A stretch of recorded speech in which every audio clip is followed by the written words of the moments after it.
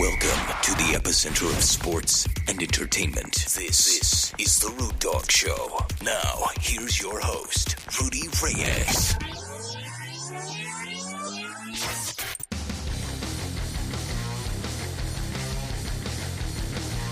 Gotta love that audio. I'm gonna let it play out to the very end and see what happens.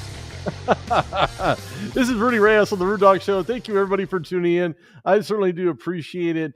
You know, it's been a scorcher to say the very least. Of course, when I refer to scorcher, I mean to the effect of the weather we got going on here. No, this is not a weather show. This is The Rude Dog Show, and we're talking sports here on The Rude Dog Show. It'll be posted on TheRudeDogShow.com. Make sure you throw me a follow on Twitter at Rude Dog Reyes. Go to Instagram, LinkedIn, Facebook. I couldn't be more connected than an octopus. So with that being said, I've been talking about the AFC and the NFC and, you know, where these draft grades actually were and how they have affected the team positively, maybe negatively. That remains to be seen until the 2022 season kicks off. And of course, my birthday weekend. That's right. This guy right here.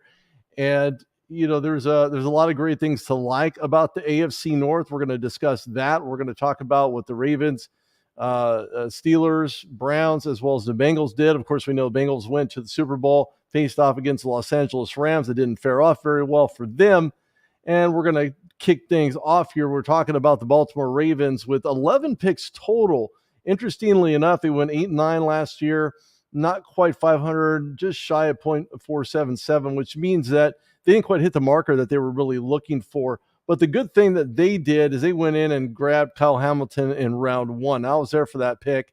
A very, very good kid. He understands what's involved in the process of, you know, coming up from the college ranks at Notre Dame to being the guy, the safety position there in the backfield for the Baltimore Ravens defense. And of course, on the opposite end, they picked up Tyler Linderbaum at Iowa, the center. David Ojabo, he went edge at Michigan. Travis Jones, defensive tackle at a University of Connecticut, or known as UConn for those that are out there in the NCAA landscape. Daniel Faalele, offensive tackle out of Minnesota. And Jalen Armour Davis, cornerback out of Alabama. Charlie Kolar, tight end, Iowa State, as well as Jordan Stout. Isaiah Likely out of Coastal Carolina. And Demarion Williams, cornerback out of Houston. And obviously, and I don't want to call him Mr. Irrelevant because he really isn't Mr. Irrelevant, but he's a 196th pick for the Baltimore Ravens, a running back out of Missouri, and that's a Tyler Beatty. So when you think about the Baltimore Ravens season, it was, oops, we did it again. Well, they did, and that's huge for Baltimore, huge in such a way that allows for them in an annual fashion to really stockpile picks and show that they have the talent, they have the capabilities of almost an exhibition style, right? We look at different teams who go head to head, as you know. It's a very competitive division within the AFC North, and more importantly, we look at, you know, the other three teams that are part of that mix. And most interestingly, this is going to get a lot thicker as the conversation goes. Of course, as the season progresses as well. Make sure if you're in the Las Vegas area, I thought I'd throw this out there. We're going to be me, Sports Kings, Gene Thompson, as well as Dustin, who will be out there as well at the Virgin Hotel throughout the regular season in the NFL. And what the postseason looks like, that remains to be seen. But we're going to talk about it live at the hotel. So if you're in the Las Vegas area, want to stop by, say hello, meet and greet, feel free to stop by, say hello, and I'll be happy to do just that once the show ends that we're on. So I thought I'd throw that out there. One thing, going back to the AFC North, they really know how to exhibit the type of talent, recognizing the guys and recognizing the value that those particular players bring, not only to the draft, but the value they receive from drafting them. And more importantly, they did something kind of unprecedented, but it's not as if Marquise Brown was the most, talked about component as a part of the trade-off. I mean, he only averaged almost 800 yards. He didn't have any Pro Bowl nods. It wasn't a guy who was really sought after. He didn't light up the screen. And more importantly, it wasn't the biggest, most entertaining trade. But of course, they were going to go after any veteran guys as well. They really believe they have a bunch of fantastic talent that they drafted, which they do.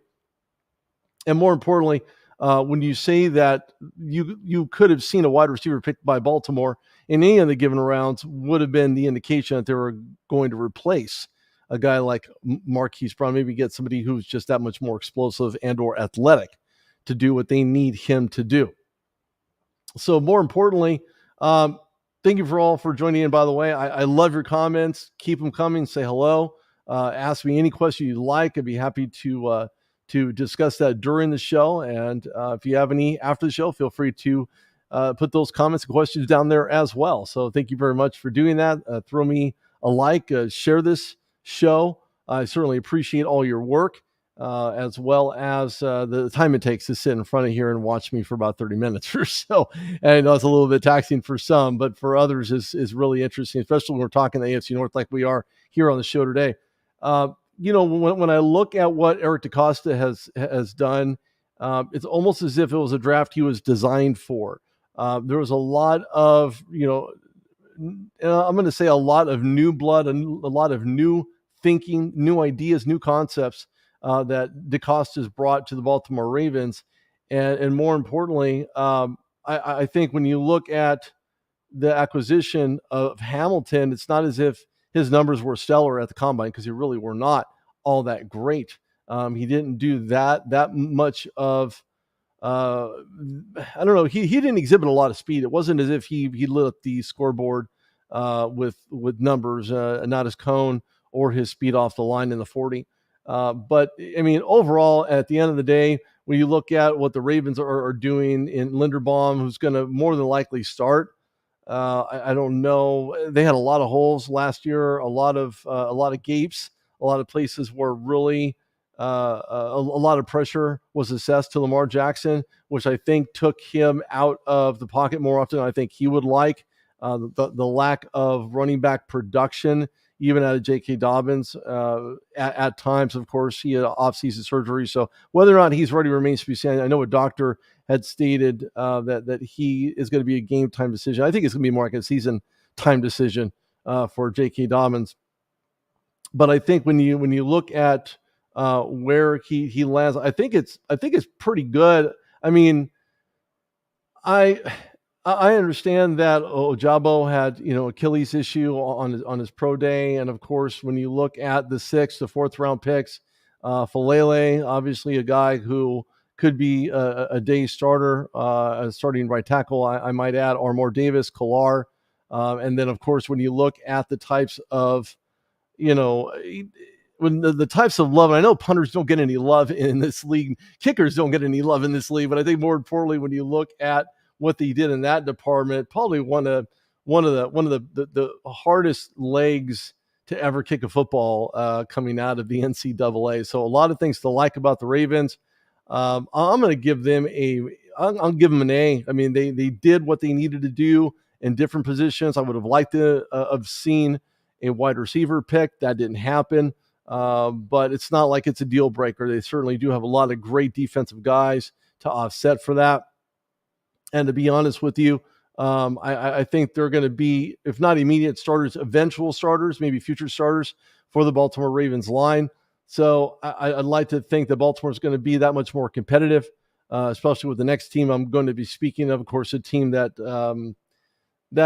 I root for more or less, but I'm very objective as well when it comes to the quarterback play. Of course, they decided to pick that up in the first round, broke the mold for quarterbacks, and that's Pittsburgh Steelers. One thing that I'm still on the fence about this, and I'm not going to say that Kenny Pickett was a wrong pick, first quarterback to be taken 20th overall in regards to what his lifespan is going to be. And of course, you can compare him to any quarterback you want. Matt Schaub comes to mind.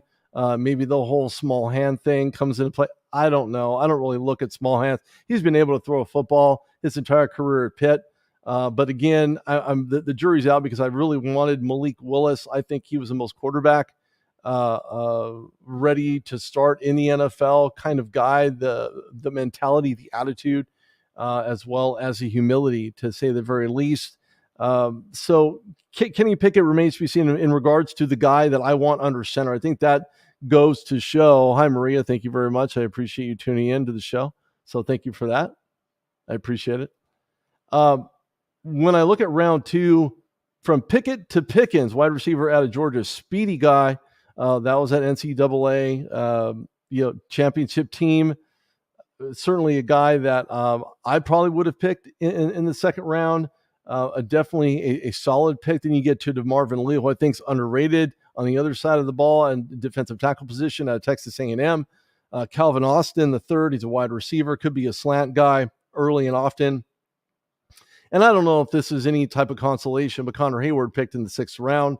Of course, that's Cam Hayward's younger brother, tight end out of Michigan State. The guy's extremely athletic. He's going to give you all he has. Whether or not he's going to be that blocking tight end in third down sets, that would be something I'd like to see what that looks like for him, as well as blocking, get off the football, and then catch the ball in the end zone for 6. Round 7, Mark Robinson, almost 2 consolation picks, 225 linebacker, 225 overall out of Mississippi, and then Chris Oladonkun, quarterback out of South Dakota State, the other end of Dakota. And you know what? I still think that the mold was broken when the Steelers decided to pick him in day 1. Of course, it was Kevin Colbert's last NFL draft with the Steelers organization, and it's going to be judged based on how Pickett performs. Not only, now maybe he doesn't get the nod. I would say Mitch Trubisky certainly gets the nod, and then you're going to have a backup situation. Kenny Pickett will also be a part of that. He'll get a chance to sit there and learn and listen and watch and be a student of the game. I hope he picks it up. I hope that first round, 20th overall pick certainly helps him out in the long run. I think when you look at the upcoming season, it's not as if the quarterback pool was super great, because, well, it wasn't.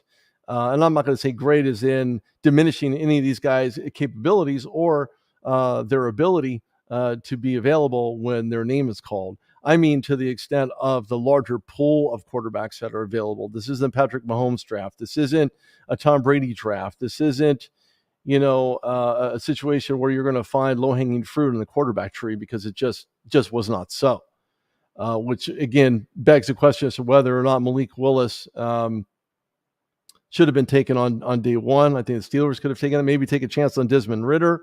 I wouldn't be against that whatsoever, but they wanted the hometown kid who plays, right next door. He's the best of the bunch, apparently, as far as the quarterback and being the most readiest quarterback. I don't know that I necessarily agree with that, but I can't take anything away from it. There's been some comparisons between Kenny Pickett and Andy Dalton. That's not bad, but that's not great, because Andy Dalton, as we know, is not elite by any stretch of the imagination. Kenny Pickett, ranked higher, picked higher, needs to be elite for the Steelers organization moving forward for the future of this team. And of course, there's going to be discussions about his hand size. I don't really care about that. I don't listen to that noise. And then when we look at receiver selections, again, I do like that Pickens pick. I don't know that I'm in on the Pickett pick. Too many peas and not pickled peppers for that.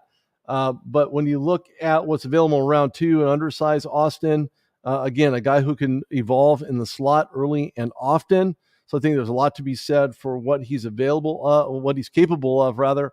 And the 84th pick overall for Leal certainly could outperform his draft positioning a lot sooner than later. I would have picked a cornerback for the long term, considering Joe Hayden decided to retire. He does hit a very nice putter outside of that. So I do respect Joe Hayden. I know he's torn in regards to the Browns and Steelers, and they're not that far apart across the river from one another. But that is something that Joe's going to have to work out. So, hey, Joe, if you're watching, thanks for tuning in. I appreciate it. And then, of course, when we look at the Cincinnati Bengals, came up short against the LA Rams. I was there at the Super Bowl. I was on Radio Row. Everybody I had basically spoken to said that the Rams are going to run away with this game. Well, it didn't look that way early on. It was a very evenly contested game, and the Rams decided to blow it all open, and that's really all it taken. But not at a complete loss. You lose, wide receiver in Odell Beckham. He's out for the remainder of the game. They lost another guy, but then they have Cooper Kupp, who is the NFL MVP, the Super Bowl MVP, and holds tons of numbers, and will look to probably run it back. Of course, the whole team looking at run it back this year. But outside of that, a fresh AFC title run, certainly something that the Bengals are going to try to work towards, try to stay in that conversation, especially when there were two players picked up in the secondary. One is defensive back in Daxton Hill out of Michigan, Cam Taylor-Britt, cornerback out of Nebraska, Zachary Carter, defensive tackle out of Florida, Cordell Volson, which could be a day one starter, offensive lineman out of North Dakota State, Tyson Anderson, safety out of Toledo, Jeffrey Gunner, edge out of Coastal Carolina. So there are some similarities with a lot of these different guys as far as the style and technique, whether it's a Tech 3 or a 3-4 coming out of college. So there's a lot of things I really like about this draft pick. I would have liked to have seen them pick up maybe a guard. I do like the offensive lineman part of it, but I mean, is that a guard? Is he a tackle? That remains to be seen. Maybe he's a two-way player. Maybe he can play the guard as well as a tackle spot. But there's a lot of things that they really did. And of course, you can't really argue anything having to do with the type of strategy they decided to come up with a lot of guys like Taylor-Britt, who has a tons of intangibles. But it's not as if the middle round picks were anything to, write home about other than Cordell Volson, which I think will be a day one starter, as I stated earlier.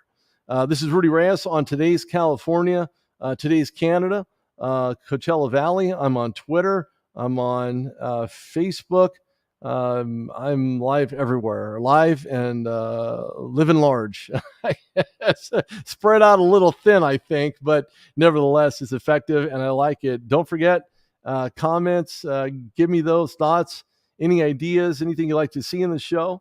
There's a lot of things I really liked about the Bengals move. And when you look at the top three guys, Jeremy Ruckert is somebody that I would have liked to have seen the Bengals acquire, or Isaiah Likely in round 3 because both guys were still there.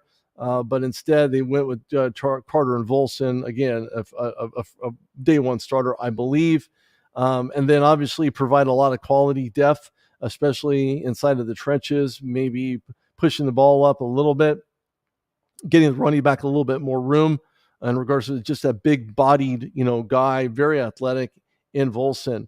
But, when you look at Anderson and Gunter, they're a little scrappy. They're, certainly guys you need to look out for moving forward. I don't know that they're going to make any type of major moves within maybe special teams. They'll get opportunity to play. Of course, that's a segue into any NFL team is to play on the practice squad and or be a part of special teams. So, of course, there's a major injury, heaven forbid, you have those guys to pick from. Overall, the Bengals in a grade B, having, one of the best record within the AFC North at 10-7, certainly trying to run that back.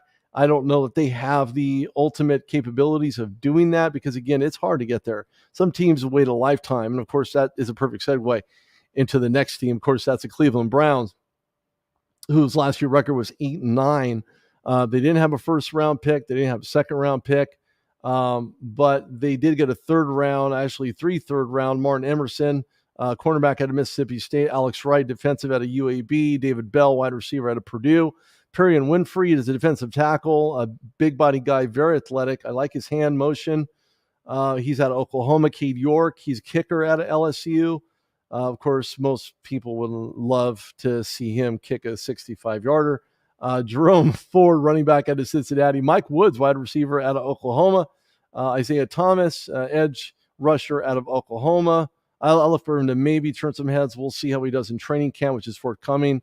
A lot of teams have already started training camp today, Raiders being one of them. Dawson Dean, the center out of Texas Tech. Maybe that's an injury reserve guy to pull off the practice squad. That remains to be seen. So, I mean, overall, I think the Browns did themselves some service, and not really a disservice. They did get a B. I like those guys. And, of course, now that the quarterback shuffling is basically done, you have Brissett and, not a whole lot else, to be honest with you. I mean, Deshaun Watson's a guy who will end up serving some type of suspension. I don't know what that looks like. I don't know how many games, but I know it's certainly going to be at least 6, if not longer. I'd like to see the entire season, as autonomously have said before that I'm not a fan of Deshaun Watson whatsoever. He may have said one thing, but his actions spoke to another, and that's another time for another show. But more importantly, that door is now closed. And Watson, with his fate being undecided, I'm waiting to see what that actually looks like. But more importantly, they did get some trades back, and they did some moves and some shuffling. And when you look at Andrew Berry and what he did adequately for this team, I think he certainly he's moving in the right direction. I think they have a solid coaching staff compared to what they've had in the past. And I think more importantly, when you look what the Browns are actually doing, it's almost as if they acquired the right pieces, but some of these guys won't even make the cut, and they're going to go with the guys who have been the starters or have worked so hard that they may have acquired those spots because of that hard work, and hopefully that is the case. Cleveland did address a lot of pressing needs. They did add somebody behind the wide receiver core, defensive line. So they went ahead and, brought in Winfrey, a Senior Bowl MVP, which I actually like that move, especially in round 4. And then they, almost as if they are going to shuffle around in the defensive line, which I really want to see. I want to see them do some shifts, put some linebacker rotations, defensive back rotations, and do something a little bit more than what they have done, especially in the latter part of last season.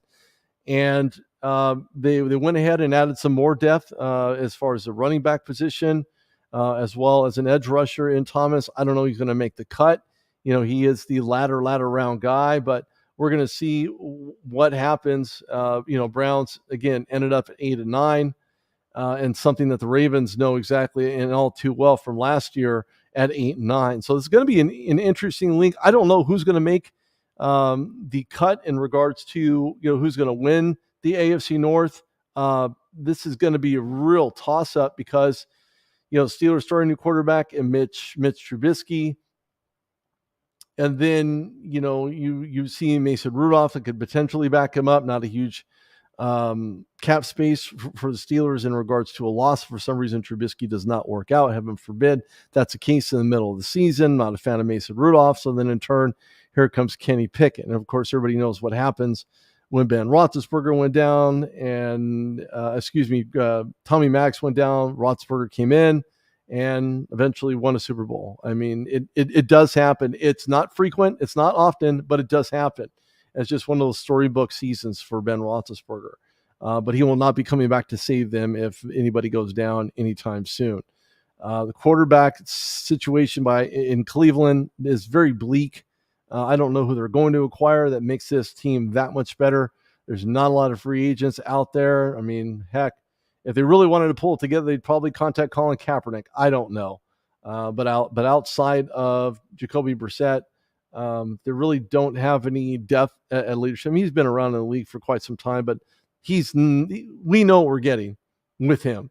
Cincinnati Bengals, obviously, you're going to stick with the guy who helped get you there. I don't foresee anything changes from Joe Burrow to anyone else for that matter. I don't think there's anybody else on that roster, maybe just from a depth perspective. He's your day one starter. He's going to be that way. And heaven forbid anything happens to him under center this upcoming season. Baltimore Ravens, Lamar Jackson still has yet to work out that entire contractual issue he has with Baltimore. In interviewing him back in 2018 at the NFL draft in Arlington, there are a lot of things I liked about Lamar Jackson. He's very humble. He has a great sense of humility. He knew exactly what he needed to do. He fell, 32nd overall to Baltimore Ravens in the first round, which is the last position in the first round, as those people that know in relation to what that contract looks like, how he works that out. I don't know. He is his own agent. He does not have one. I would probably advise getting one, but I'm no one to advise him to do anything or get anything. So Lamar Jackson is going to have to figure this out in one way or another. And it's just a bigger question as to whether or not the Ravens are going to continue allowing him to wait out and see what that actually looks like. Because at the end of the day, Lamar Jackson's numbers are going to still go up. And the reason why he did not perform last year in the way that he could have performed is because he didn't have the offensive line at times. It was a patchwork under COVID circumstances, not a lot of weapons to throw from when you're under pressure. 75 to 80% of the time, you don't have the ability to do anything other than run. That's exactly what he tried to do. So for him, and maybe even for the Ravens organization, if Lamar Jackson decides to work that out and can work it out himself without acquiring anybody else from in maybe a fill-in agent. I mean, you have to have an MBA to be an NFL agent. So I would like to see a deal get done with Lamar. He's worth it. I've seen him play my team time and time again. He's just one of those guys that you just root for. So all that being said, this is Rudy Reyes on the Rude Dog Show. Thank you, everybody, for tuning in. Share it, like it, love it. I really appreciate it. I enjoy it. Thank you so much for tuning in, and we'll see you again. For those that will not catch this show right now, we'll be on TheRudeDogShow.com under replay, and I'll replay this for tomorrow as well. Then a fresh show on Friday. So stay tuned. I have a show coming up with the Sports Kings at 7 o'clock Pacific. We will be as live as humanly possible. And if all else fails, we'll just have audio only. So anyway, thank you so much. I appreciate it. Everybody have a great evening, and I'll see you on Friday. Thank you.